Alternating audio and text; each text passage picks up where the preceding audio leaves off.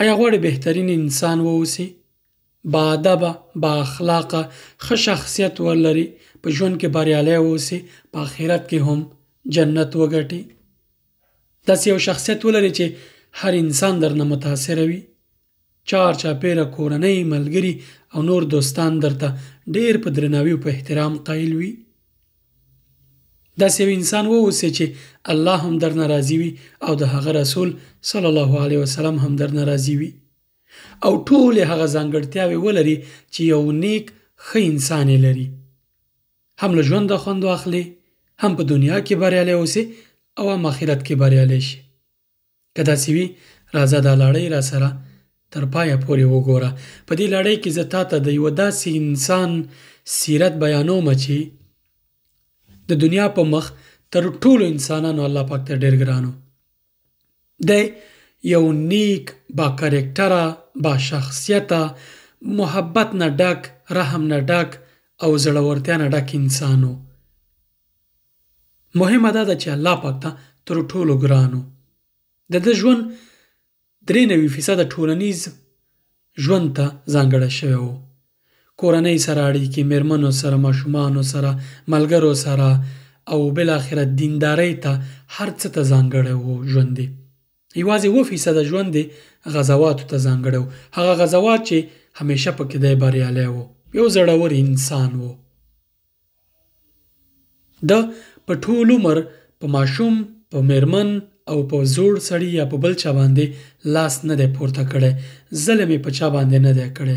همیشه رحمدله او مهربان انسانو.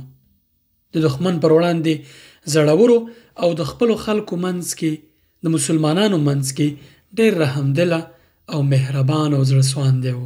دغه انسان زموږ ټولو لپاره بهترین رول ماډل یا الګو دی.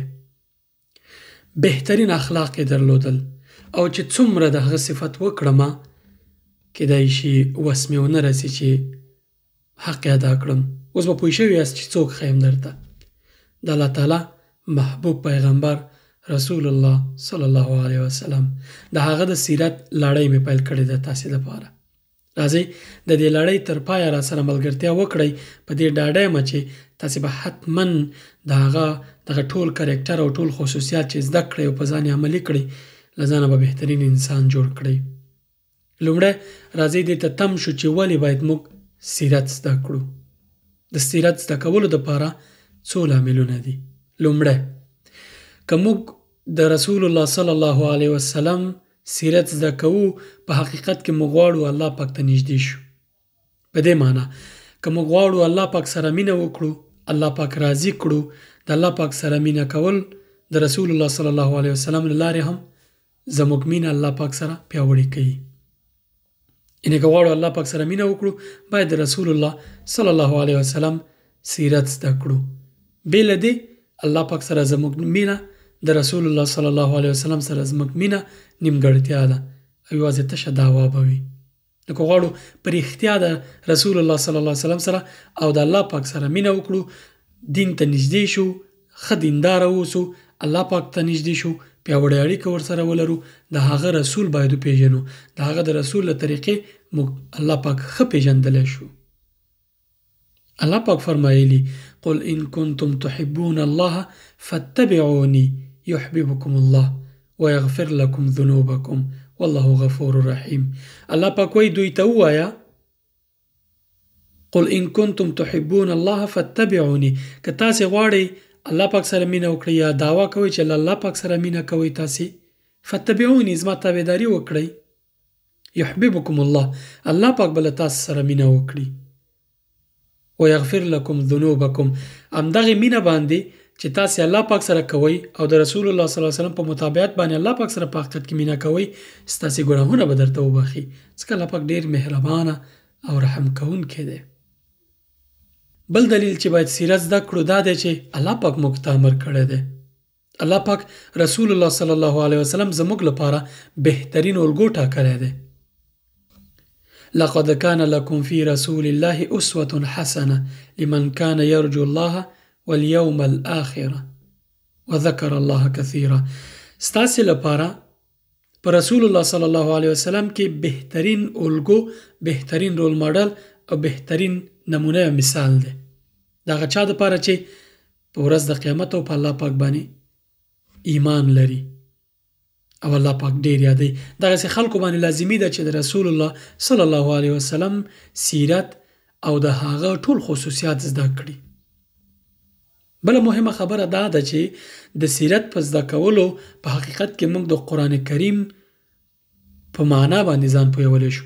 قرآن کریم باندې ښه پوهېدای شو. هغه علما چې سیرت یې نه زده نشي کولی د قرآن کریم صحیح تفسیر وکړي. د اصحاب الاخدود کیسه که سیرت ته مراجعه ونه کړي څه پې پوهېږي چې څنګه وه. د احد، د بدر، د غزواتو کیسې، د نور د رسول الله صلی الله علیه وسلم د ژوند کیسې، د آیتونو سبب نزول، دا ټول له سیرته پیدا کولی شو. سیرت د رسول الله صلی الله علیه وسلم عملی سنت دی. موږ د سیرت په زده کولو باندې د یو بهترین انسان د ژوند خصوصیات زده کوو چې په خپل ژوند کې عملي کړو. بله مهمه خبره دا ده چې د رسول الله صلی الله علیه وسلم په سیرت باندې موږ د اسلامي امت هغه پخوانی برم او پخوانی قوت او ځواک او تاریخ او نوم بیرته راژوندی کولی شو. ځکه موږ به له هغه زده کړه وکړو.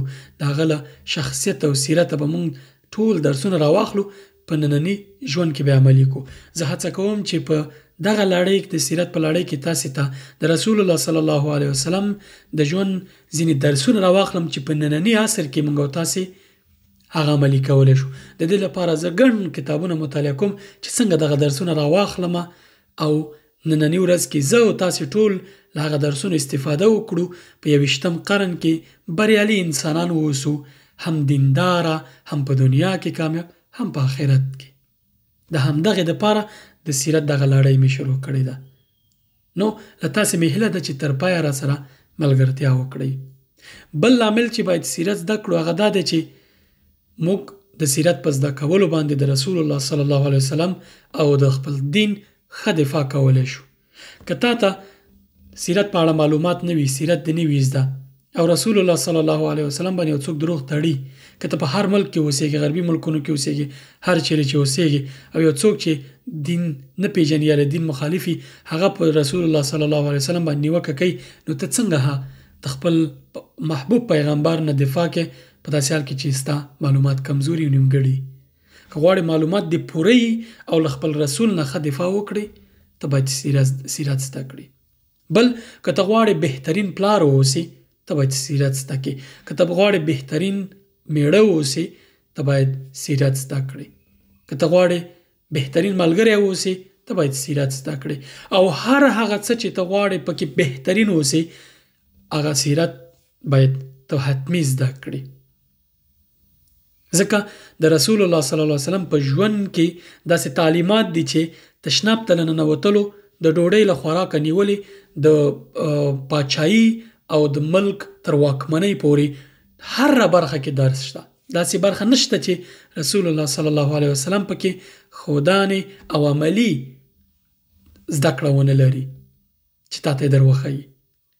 نو که ته غواړې په دغه ټولو برخو کې بریالی واوسې، راځه ما سره د سیرت په لړۍ کې تر آخري برخو ملګرتیا وکړه. زه به دا لړۍ دوامداره ساتم انشاءالله.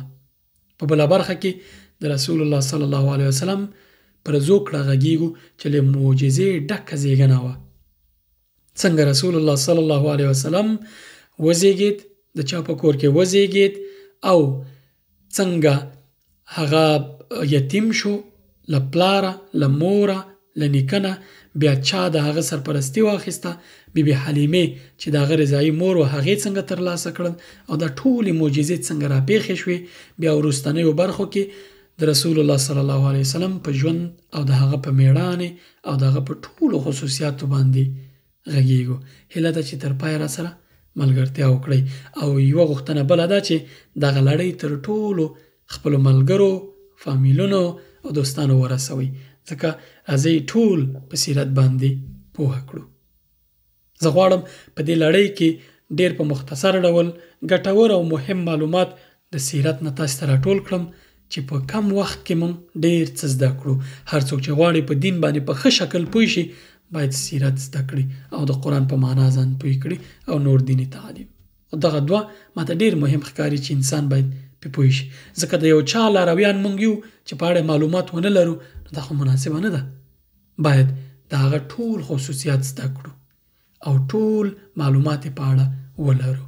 دا به زموږ ژوند دپاره یو مشال شي چې یو ښه او بریالی ژوند ولرو. تر بیا مو الله مل. سلام علیکم.